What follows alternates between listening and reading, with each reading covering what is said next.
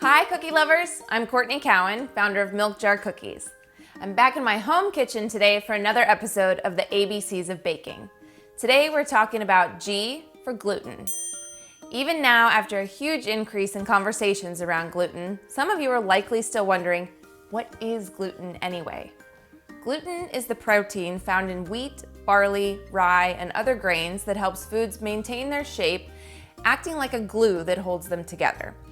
A lot of the most delicious foods contain gluten, which can be a problem since more and more people have developed gluten sensitivities in recent years.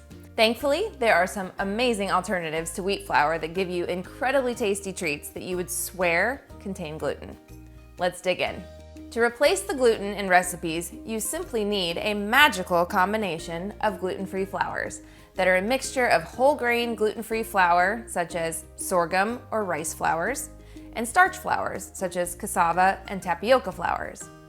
A general guideline is that you want to have 2 parts whole grain and 1 part starch. And to mimic that binding nature of gluten, you'll want to add a thickener.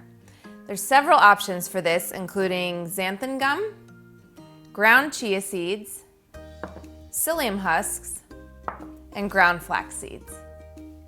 The great news these days is that if you don't feel comfortable mixing your own gluten-free flour combination, there are several really great options on the market that are a one-to-one substitute.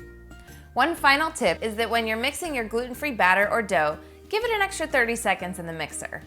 Contrary to regular baked goods, you don't have to worry about over-mixing and making your product rubbery.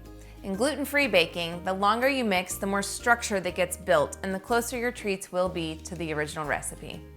Thanks so much for watching, and visit us at milkjarcookies.com to place an order for our delicious gluten-free cookies, and follow us or subscribe on social media for even more cookie love.